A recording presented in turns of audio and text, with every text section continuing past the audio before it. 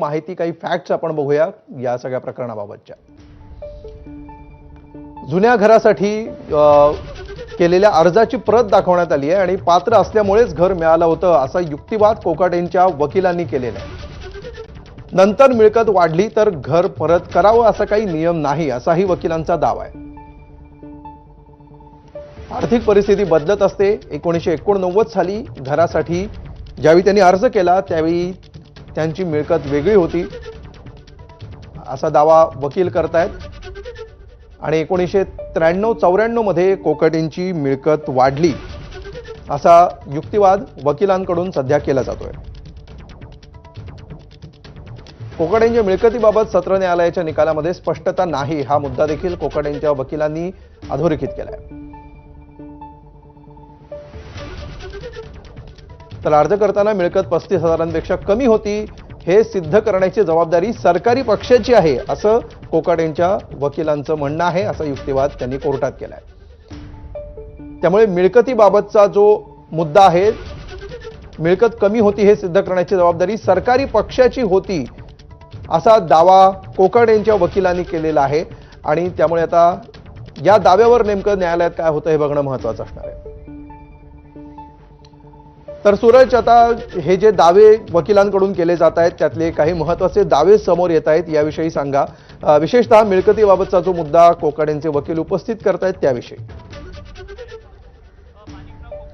नक्कीच कोकाटेंचे वकील रवी कदम यांनी एक महत्त्वाचा मुद्दा उपस्थित केला आहे तो म्हणजे 1989 मध्ये ज्यावेळी घरासाठी अर्ज केला होता त्यावेळी त्यांची जी मिळकत आहे ही कमी होती, जी जवळपास 2,500 ही प्रति महिना होती।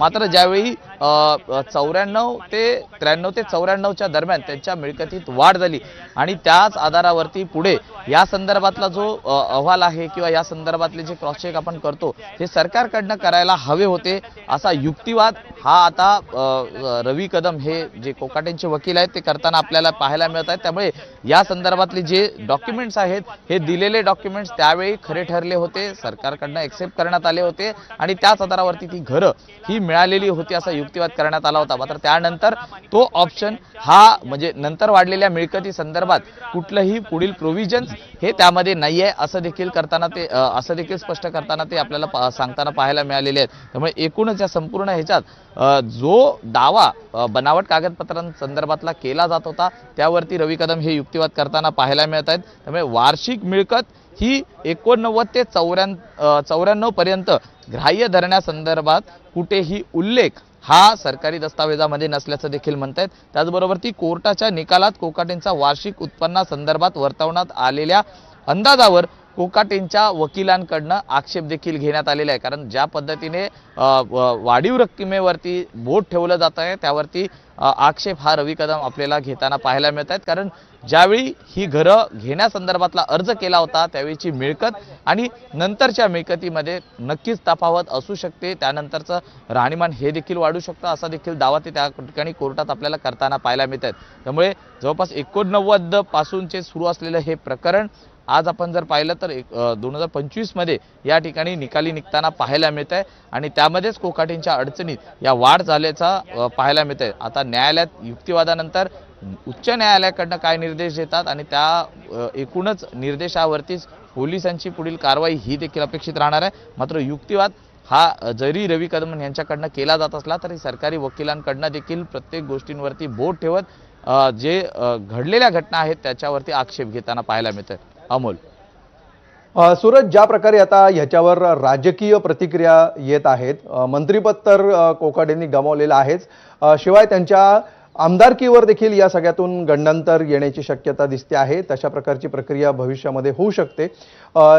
या सगळ्यावर त्यांचे जे स्थानिक राजकारण आहे तिथले जे कार्यकर्ते आहेत, जसं तो आत्ताच म्हणालास की मोठ्या प्रमाणावर त्यांचे कार्यकर्ते या ठिकाणी देखील दाखल झालेले आहेत आणि कोर्ट परिसरामध्ये देखील ते पोहोचलेले आहेत। कशा प्रकारे स्थानिक समीकरणं याच्यामुळे घडू बिघडू शकतात याविषयी सांगा।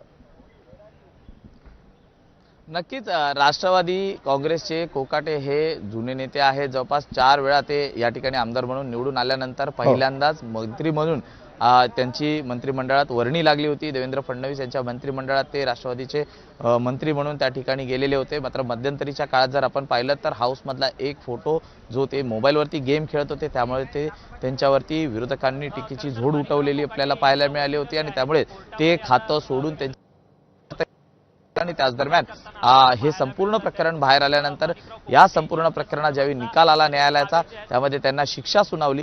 एकूणच ही संपूर्ण कारकीर्द पाहता राजकीय भवितव्य हे तर कठीण अडचणीचं आलेलं पाहायला मिळतंय, कारण न्यायालयाच्या एकूणच शिक्षेमध्ये 2 वर्ष आणि 10,000 दंड हा देखील त्या ठिकाणी शिक्षा सुनावलेली होती. त्यामुळे एखाद्या लोकप्रतिनिधीला जर का अशा प्रकारची शिक्षा सुनावली जाते 2 वर्षापेक्षा अधिकची